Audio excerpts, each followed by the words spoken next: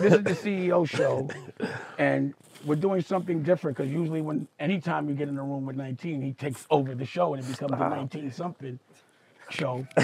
But today he's gonna restrain and he's gonna let me conduct my show. Hey, that's amazing. That's almost a compliment for Dame to even say that about you. Well, the compliment is that we sit and have conversations. I don't like too many people, pause, especially dudes. They waste their time with me unless they're doing something. I agree with that, Paul. A dude without a dream, pause, is dangerous because he just wants to rob you of yours. You know what I mean? So, the CEO show, the way I like to approach things, I want to ask you a question today. You've been distributing a lot of knowledge, right? And you seem to keep new clothes on and new jewelry every time I see you, and things like that. I'd like you, because it's the CEO show, I want you to explain your business model. That's a good question. So our central thing is media, right? Media is where I've invested most of my money in, especially this year, right? What is media? When you say media, when I'm talking about media, I'm talking about content. So right? You make content is where we get the eyeballs, right? So do you monetize the content? We monetize the content and we put our own products on the content. So we have the Nootropics brand, right? Gold Water, which is the family brand. So my whole family work for that brand. Moms, pops, sisters run it. My younger twin brothers, they do the packaging, shipping, the whole nine out in Atlanta. So when you watch High Level Conversations, you're going to see a Gold Water commercial on there, right? So let me do it like this then. So when I do a business, I make an octopus, right? So there'll be the head, pause, and then there's 8 legs, 8 verticals. Yeah. So the media would be, you're the so brand. So the head will really be 19 Keys the brand. 19 Keys the brand, yeah, and then there's the verticals. So for me, like, media will be like the heart of it. You know what I'm saying? And that's what makes it to where you can invest in the other businesses? Well, I started the other businesses first, but 19 Keys as a brand is as a media brand really as well. But I consider it like high-level media when I really start doing high-level conversations to say I had a media business. And media meaning? Media having a show. Or shows, rather. So and then like doing production. And then even on top of that, we can do media consultation. So we actually consult other people, teach them how to do theirs as well. And from the content, you monetize the content through the ads? We monetize the content directly by putting on our own ads and running ads from other different people as well. So like corporations that want to pay us to be on there. Okay. And then you have the ancillary things, which are?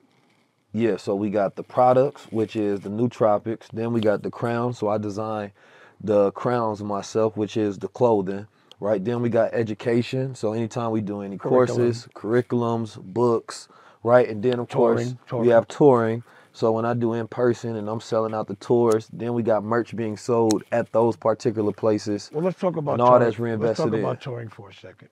So we got to the media, it's the ads that run. So for me, there's 2 ways to tour.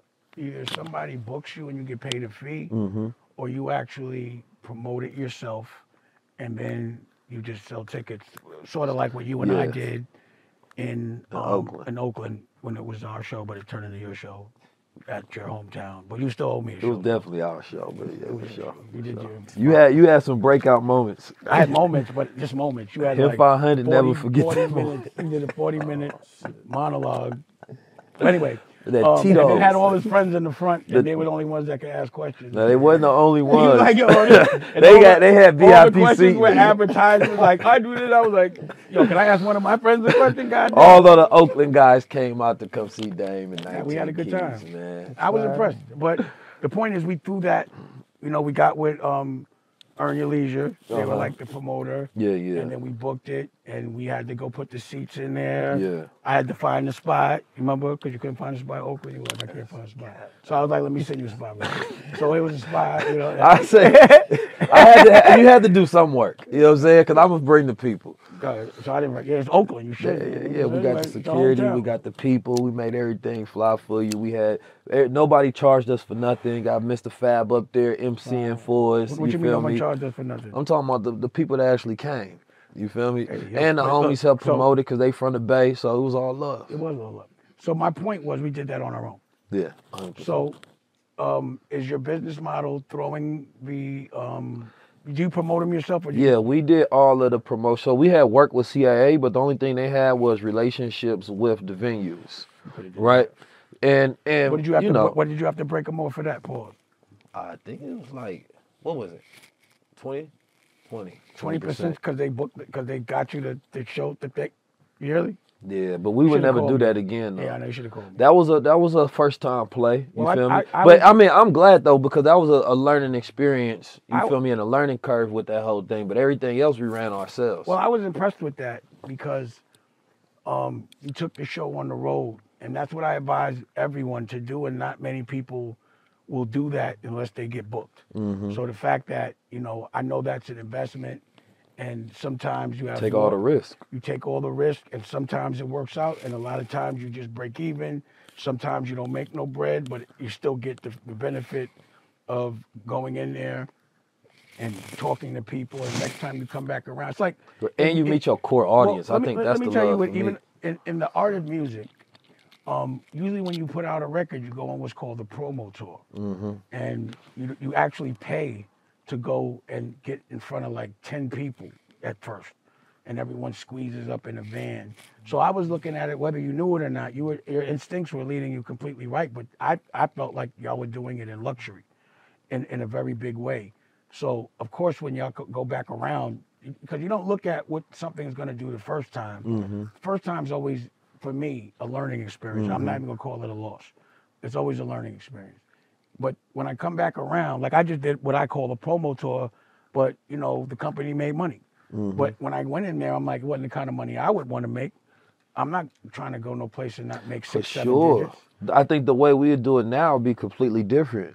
It has Because to even operating with theaters, I think is a losing model a lot of times because you get them way too much because they got their unions. So you got to pay every single person to do everything. And you can't bring in your own people and pay them at your rate. You have to use their people. And so you're paying them for no reason. And there was an infrastructure that helped. How many people do you have in your infrastructure that also have to get paid because nobody works for I brought my whole family on tour. But even still, like, there were people that were booking it, people that were, because there's a lot of moving parts. We had PR agents. Of course, Amechi, shout out to Amechi. Without him, there was no tour. Right. You know what I'm saying? So he jumped into a role that he previously didn't have experience and handled everything. So it's like, if you go do something, you got to have a really good team as well. And everybody, like, we grew up, my family grew up FY soldiers, so like we know how to kind of get militant and take some orders and like run a campaign. And for me, like bringing my brothers and having my pops there, moms came on tour, the family was there. That was the thought process. Like, this ain't nothing but another campaign. We follow the orders, we run the system, and we gonna make it happen. And it was fun. It was fun. I wouldn't have done it back to back because I'm the only person that done it like that in this space to where he had back-to-back shows. So we in New York, then Boston, Dallas, then Houston, like literally the other night. Nobody had done that before. You know what I mean? Like speaking information and things of that nature. Usually it's like you got one show, then 2 weeks later or a month later, you got another show. We did it rock star style. Like, nope, we booked out. We here.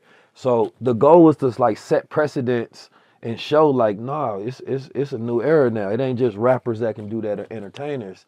Like, if you got real influence and the people really rock with you, we giving you alternatives for your Friday night or your Saturday night or your Sunday night. From other cultures have been doing that. It's just different because they're teaching their way in a different language. It's just our algorithm used to be so negative that people would come out to see violence and see us hurting each other. Mm-hmm. And what we've been able to do is create an algorithm where people actually want to evolve. But the point I wanted to make was for anyone that's dreaming about having a brand and being famous and making money off of it, it doesn't just happen from being on the internet or being on social media. You have to take it upon yourself to get on the road and promote your stuff. And a lot of people don't know about and understand how important that aspect of the game is. So your instincts are completely right. And everything you're doing is impressive because you just kind of got in the game, and you got to just really look at what it will look like 10 years or 5 years down the line. And every time you go through, because when you go and do an activation, because I look at them as activations, when a stock makes an announcement, the stock goes up. Every time you do an activation, your stock goes up, no matter what. Activations means you're active, and you don't wait for somebody to book you. So sitting around and waiting for someone to book you and thinking that you're entitled to just be able to, at first, show up, get your hotel, your travel, and just get paid, that's not going to happen unless, you know, And see, it doesn't really happen unless there's a bit of compromise there and you're doing something you don't want to do. but see, seeing somebody like you speak truth to power, and I remember just kind of like thinking, you know, when I first got in, I knew I wasn't about to be some corporate sponsored, you know what I mean? That like, cause I want to say what I want to say, and I got to do it my way. You know what I'm saying? So I automatically knew I had to find an original, creative way to do it. You feel me? I feel like you can do anything if you got enough creativity and work ethic to get it done. Me, I got that. I know how to think. So I just take a look at the raw resources and figure out how I want to use them. Most people don't know how to do shit because they look at the direct path you got to go through for gatekeepers and be like, man, I can't go through this way. I'm frustrated. And me, I say, no, how about I just create my own gate?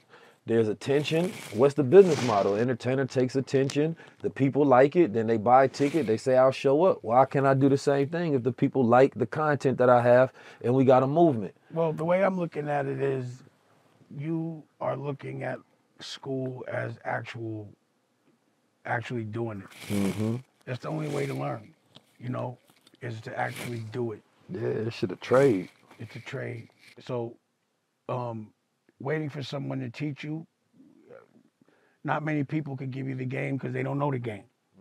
And successful people sometimes are too busy to talk.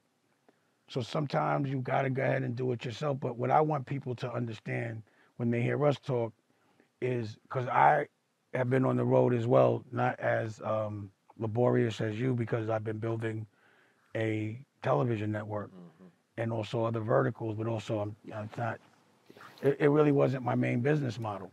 But, you know, I've been on the road. We went to at least 20, 30 spots. And each one of them I looked at as, number one, I'm not going to spend any money to make myself comfortable to lose money. I'm not going to lose money. So it has to be cost effective.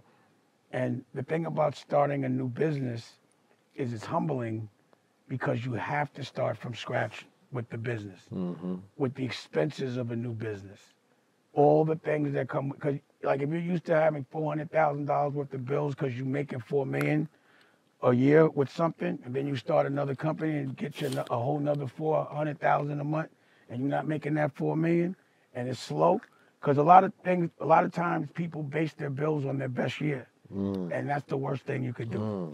Don't ever base your bills on your best year. You base your bills on your worst year.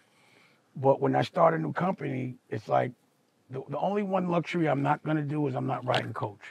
But if I had a publicly traded company, or I would have to ride coach, because that's what's in the best interest of the company, not myself. But I just find that because I do so many jobs in administrative and marketing, I have to rest. So that's the only reason why I have to be comfort in those moments, because my body pores will start to hurt and all that other shit. But either way. Hey, you know, let me ask you something, not to cut your wisdom, but I think that is a key, because you do be on the road, you know what I mean? You got your great whiskers, so, you know, you're a little old now. I could shave with a diet. Yes, sir. But, I mean, it's a compliment to what I'm about to say, though. You got the energy of a young man. It's like a little jazz. You got the intellectual bully is funny. You know, it's like, nah, yeah. Let me tell you, man. Age is achievement, growth, and experience, man. So you got a lot of that. You feel me? Can I tell you something?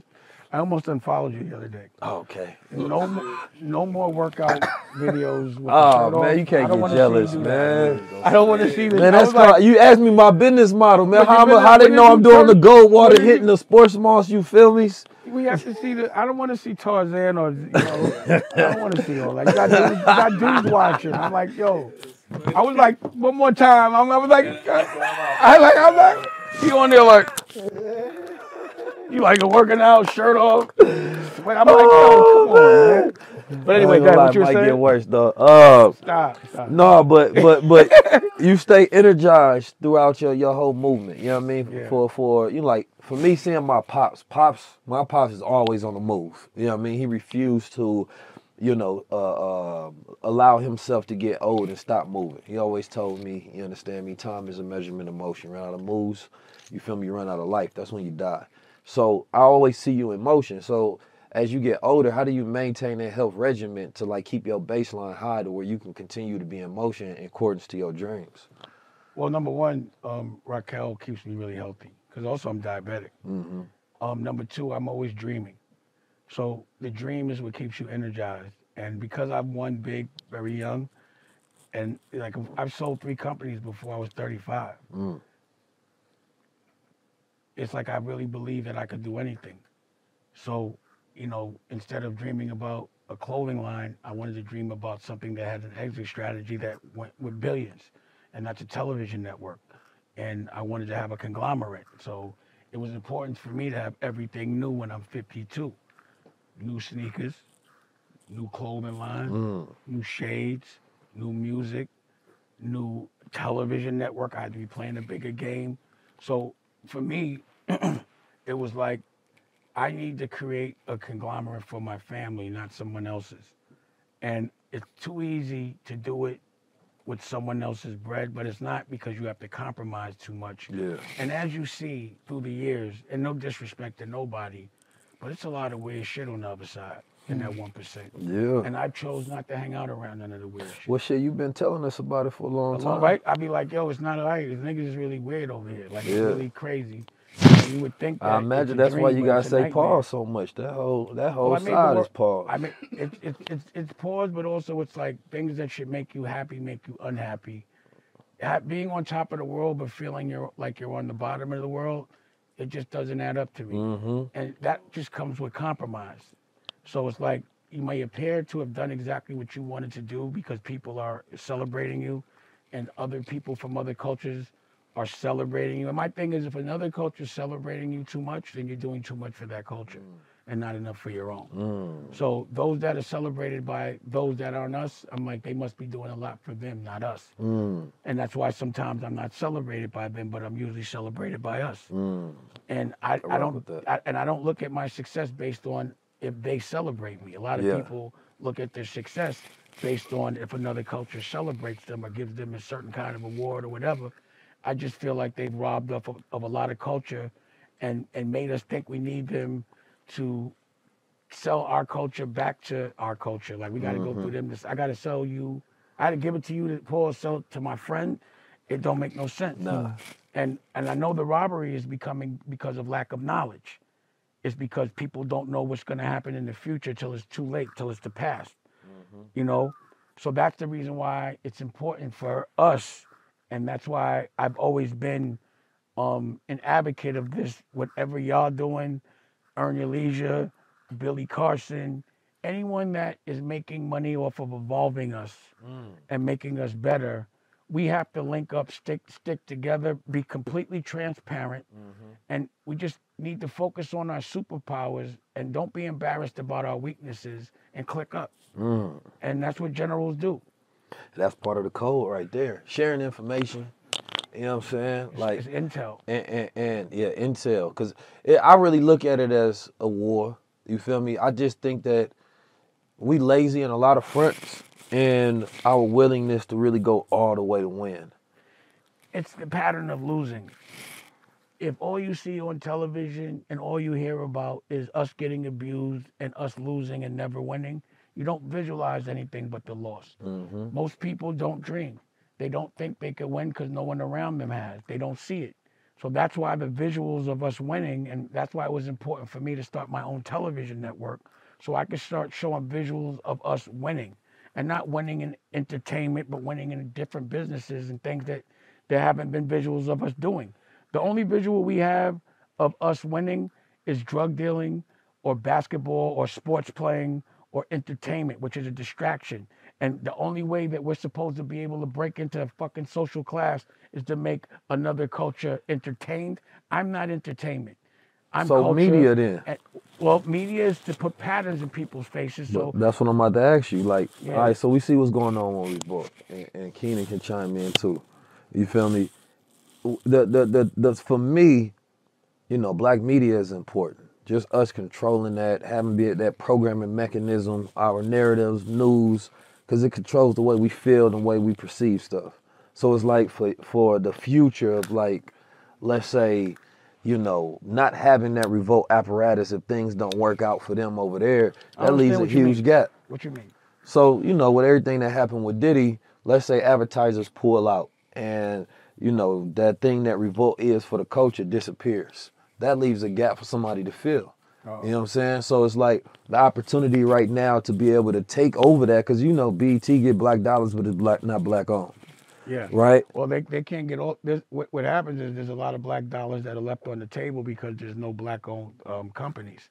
So, yeah, as it relates to, because linear television is one thing and digital television is another, and the way ads are going are two different things. Say But linear television? linear is like cable TV, Okay. and digital is the shit you watch on your phone, shit like that. So linear ads are different than digital ads. You know, you have to do upfronts, and you have to, you know, you get your money whether people watch or not. The thing about digital is you only get your money based on actual performance. It's two different things. But it's still a lot of money in linear. And what happened with Puff for me, because there was this initiative about 10 years ago that they had to have a black-owned, Comcast wanted black-owned networks. And I was talking to them, but they told me I had to show them $100 million because Magic and Oprah had took so many losses. So I'm like, if I got to go get 100, how are you going to think that's black? I'm not going to be able to get 100 million of black money. So I was like, I'm going to go and I'm going to make $100 million worth of content, and then then I'll go back. But Comcast is nothing but distribution. But what happens when you get distributed, you get paid as an affiliate kind of thing. So off of off your cable bill, $100, like $4 of that might go to ESPN, and $2, you know, whatever. I don't know what Puff and them got, but let's say it was $1 or $2.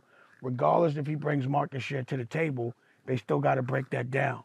So what was happening is when I was coming back around, they were going, we gave Puff this money, Oprah this money, Magic, and Byron Allen suing everybody. So we're not doing anything.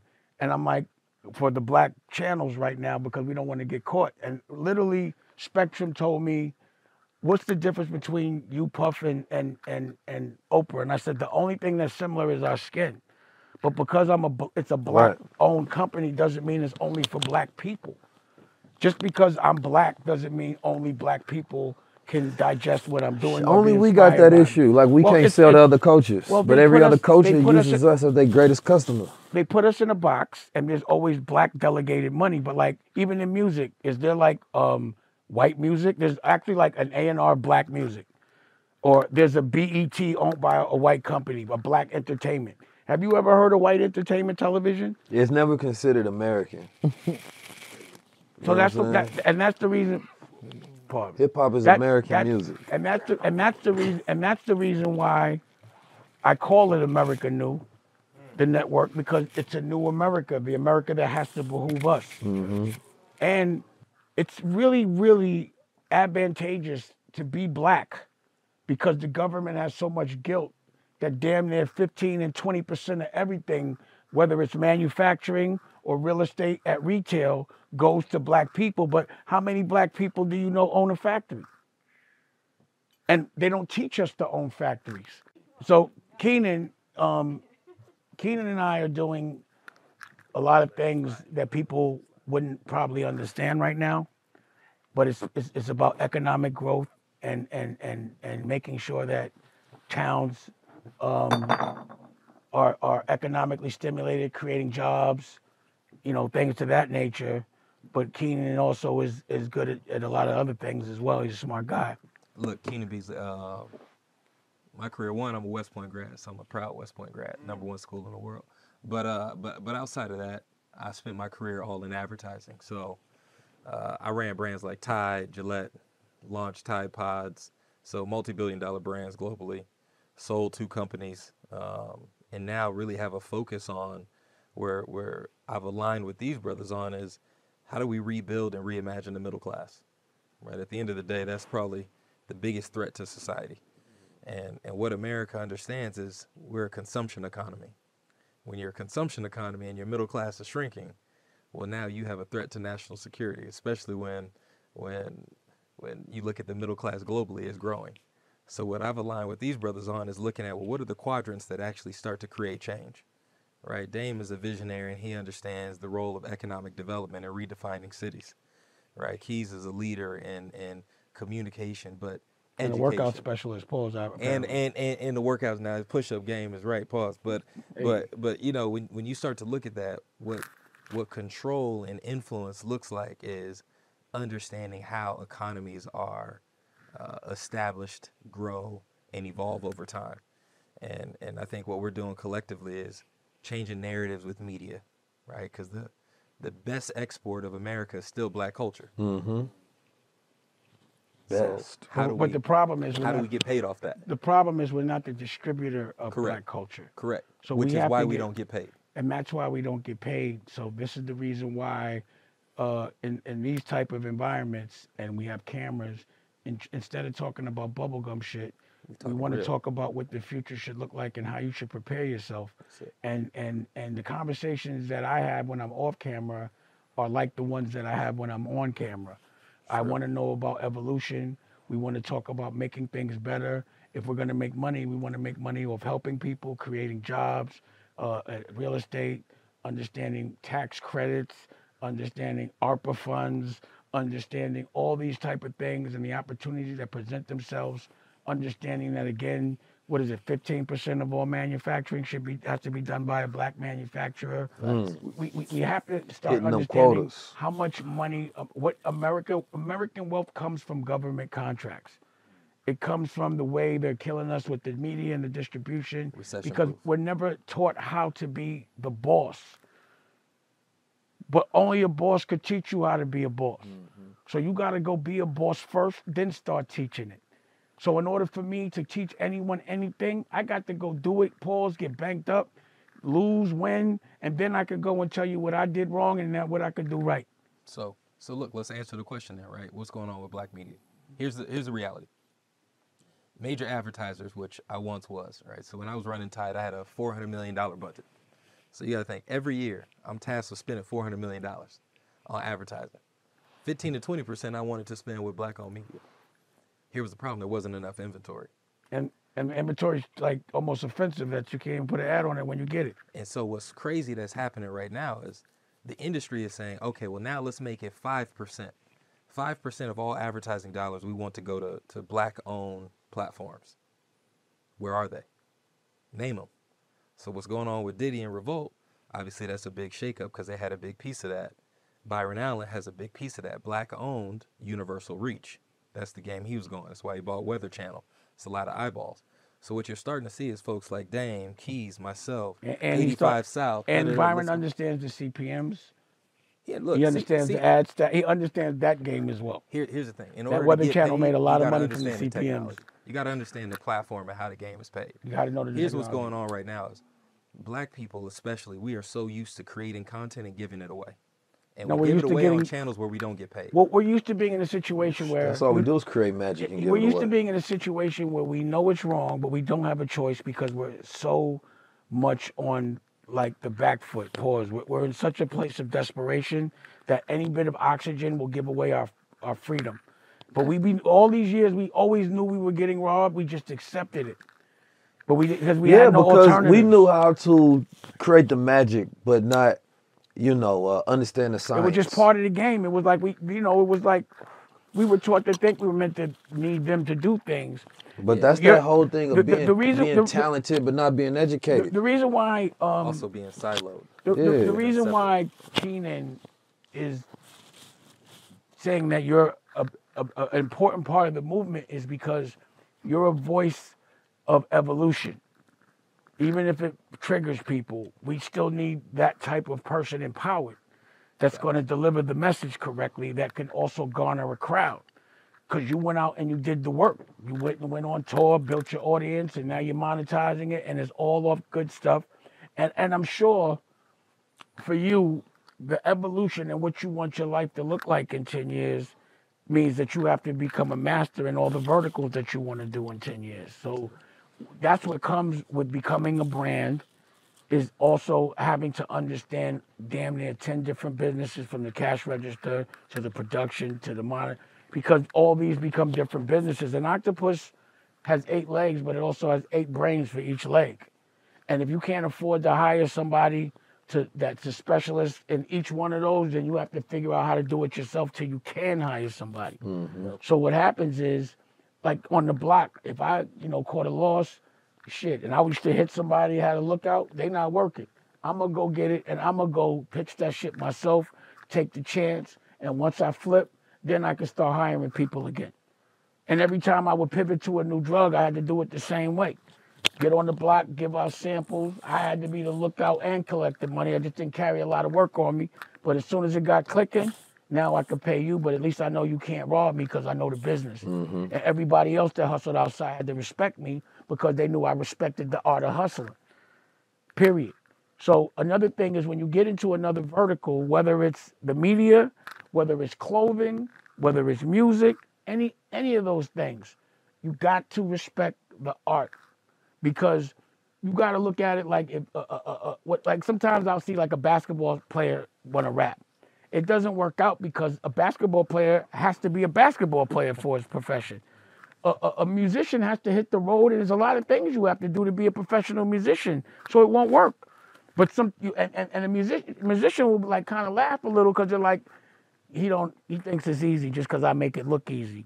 But again, you doing your shows, you coming outside, pause, and selling out shows, someone might think that's easy. Someone might think that you just showed up, that you never put up $1 to invest in your presence on the road in another market, because that's all they see is you on the stage. So a lot of people dream about, I want to be a professional in something, but they never dream about the work it takes to be a professional. But if you respect the art, then you'll understand the work it's going to take. You can't just pick up a guitar and play it. You got to rehearse every day. You can't just go in the gym and get a muscle because you did one crazy workout. That shit got to be 3 months at least. Compound interest. So that's for every single thing is an art. But the one art that we never know is digital, is media. We've never been in this position, and we're never in those rooms to learn it as they're learning it. I think media is the most important one for me. It is, because that's why that's getting all my 2024 focus. And that's how it gets. Well, when you say media, does it mean you're going to make scripted movies? Does it mean you're going to make scripted television? Eventually, yeah. So that's why I wanted to show y'all America New, because I got movies, docuseries, children's programming, scripted. And I got the podcast, or, I call it a TV show if it's a visual, because it's not auditory. You know what I mean? And I'm showcasing those that I feel are actually not talking about problems, but actually have the action on fixing them by teaching. That's it. Hand to hand, and not scared to actually talk to people. Because a lot of people say a lot of slick shit when they're behind the camera in their house, but they don't come outside.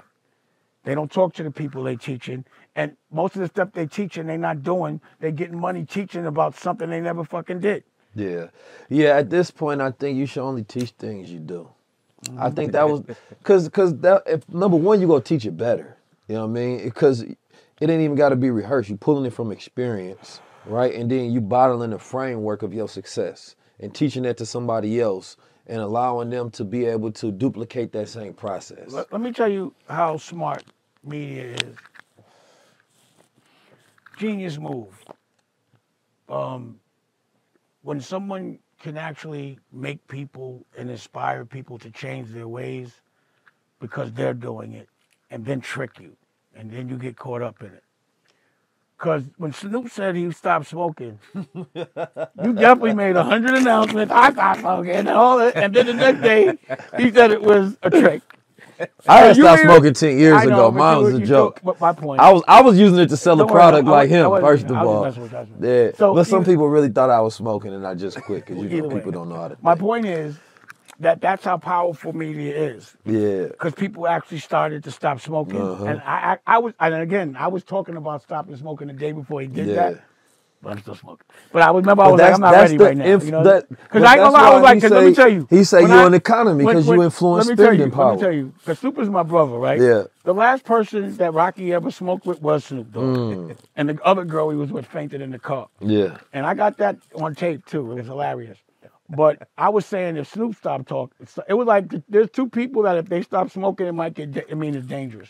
That messes up the whole industry. Willie Nelson and Snoop. Yes, so I was like, now if Snoop is quitting, it might be time. That's why if we federally legalize and these companies start making money, Snoop should get $1 billion. Because all he had to do is say, I'm done smoking weed, I don't rock with weed, and he gonna mess up stocks. He's gonna take the whole industry down. You know what I'm saying? And that's the influence though that we have. The thing that we don't figure out is infrastructure. Yeah. And this is where like we don't talk. Honestly, people don't like to talk, bro. They might gotta give you your flowers, bro, because like you've been on the infrastructure game with folks for a long time, talking about it, and people don't listen. Yeah. So I want to make sure folks is listening. This is how I connected with Dame. We've been talking about manufacturing. It's the most boring shit to talk about. We ain't talk about no music. We've been talking about manufacturing because of the jobs and what it does in the community. So if we're gonna talk about media and creating content, that's all. We gotta be the factories. Yeah, are you the factory? Do you understand how the game is actually broken down? That's how to the boss. distribute the content? Do you understand how the ad revenue comes in? This is the game. Do you understand the folks CPM? Ain't listening from him. Like, listen to that game. But see, every industry change once that gets exposed and democratized. Once they lose and they're like, yo, I'm broken, y'all rich. That's how the tech folks make money, because what are they disrupting? They're not disrupting content. They disrupting how the content is distributed. That's the tech. That's the platform. That's where you make the billions. But if you don't understand that, you can't even disrupt it. Yeah. So what we're doing is we get successful by playing a game that they created. We're doing content on their platforms. As great as Snoop's, stunt was, let's also break down the numbers. Go ahead and pull up what his post was. How many people engaged with it? What's Snoop's following? So what percentage of his audience did he actually reach? Well, he didn't control how much is reached. But it also went viral. It went viral, which was also boosted. You thought they bought some? 100%. Oh, really? 100%. A lot of stuff is bought.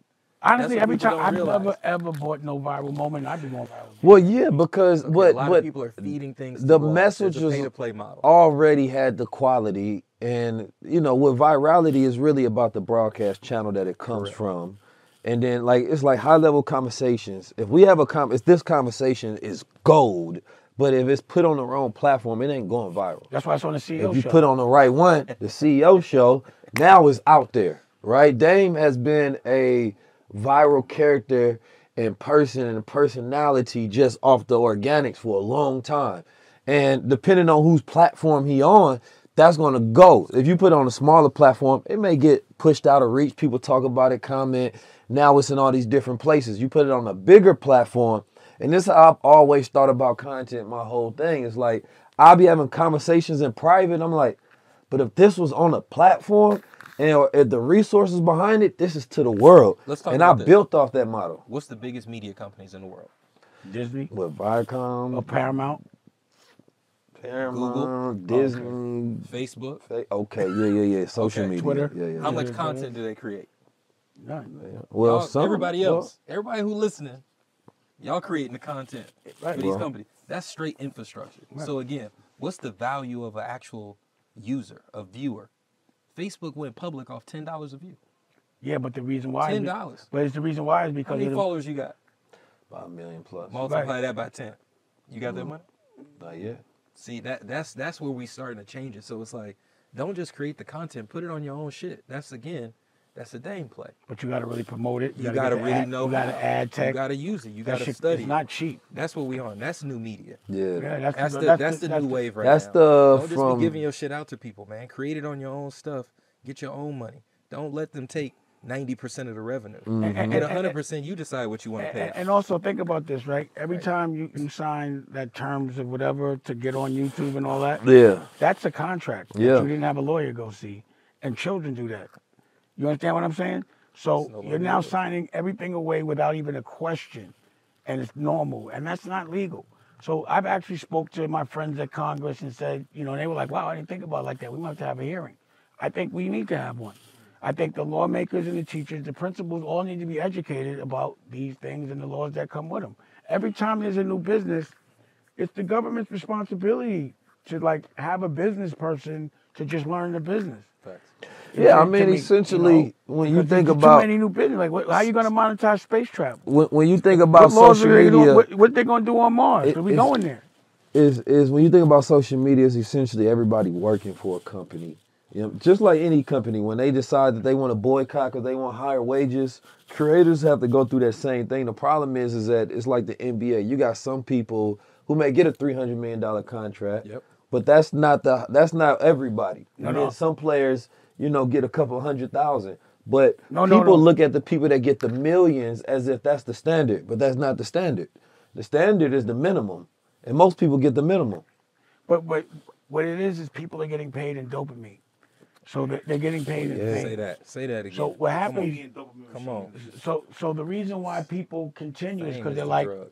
I'm not going to get the fame no more. I mean, and So you'd be like, honestly, you'll be the only to the credit, I do appreciate the real quick. author of the platforms, because otherwise those opportunities wouldn't be there. But the reality of it is, let me just land the plane. I want my reparations. Pause. What I'm saying is, the reason why we use YouTube now is because we want the traffic. The reason why we on Apple is because of the traffic. Yeah. That's the only reason why is because we're like, yo, we won't be seen. But we have to figure out how to leverage, go out and promote, and bring our audience to us. Because 9 times out of 10, yeah, you're getting some of the traffic. But what we were talking about was like, it's called buying inventory. You just buy people based on their behavior patterns and you run your ads in front of them. So that's the game that they play. They just buy people based on their behavior patterns. And that's what the data is that we don't get the benefit of. We don't get the benefit of the behavior patterns of all the people that are actually looking at what we're doing. So if I got 1 million people, if I know the behavior patterns of 1 million people, I know exactly what to sell them. Or I know to sell the behavior patterns to a company that makes it. And that's what the game is. It's the selling of behavior patterns. What you just said about teaching, I'm a teacher in South Central. You know what I'm saying? You walk up to a student, you say, what do you want to be when you grow up? Bro, if we're not teaching the teachers about the future, how to teach the future, you're disservicing the students. I mean, the jobs aren't even invented yet. That's what when I go managing students. When I go in, well, look, let me tell you the solution. I'm part of the OSG, and what I do is I get on a Zoom with all these principals and I teach them the new shit. And then I go into the schools because we wrote a book about dreaming, but it also brings your cognitive skills up, and it teaches you about space. The next one teaches you about the earth. The sea. Dusko goes to sea, and we actually get to go in there and teach the kids how to dream. And what I tell the kids is, with all the teachers there, I say, if no one around you that's taking care of you has asked you what your dreams are, then they are not dreaming. So, and I make everybody scream, right? Like dream team, dream team. Then I make every adult scream dream team because you have to lead by example that you have to dream. If you're not dreaming, you can't teach kids how to dream. You gotta be, and a lot of times we're not taught how to dream. We're told what to dream. So we're told to dream to be in survival mode. We're told to dream to be an athlete, but not what happens after 30 as an athlete. And that's even provided for you that distraction is provided for you in the educational system, where you play basketball at a varsity level, but they don't teach you any skill that happens until you get to the NFL, and that's lotto. Period. So you have to make sure our educators, our lawmakers are the smartest in the room, because those are the ones that protect us. Those are the ones that are teaching our future.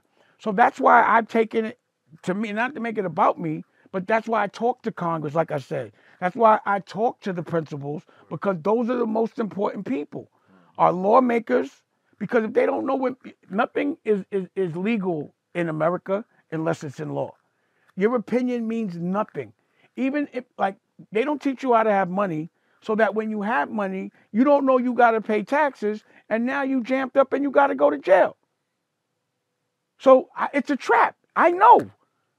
After I made a bunch of millions and spent it, they sent me a bill for taxes. And I'm like, yo, I used to be a drug dealer. You think I'm giving 50% after I already spent it? I got to pay bills. I ain't got it. And then I paid somebody to do it, Barry Clawberg, and he didn't pay my motherfucking taxes. And what happens then is the accountant's not accountable for not paying your taxes. I'm in court with a lawyer right now.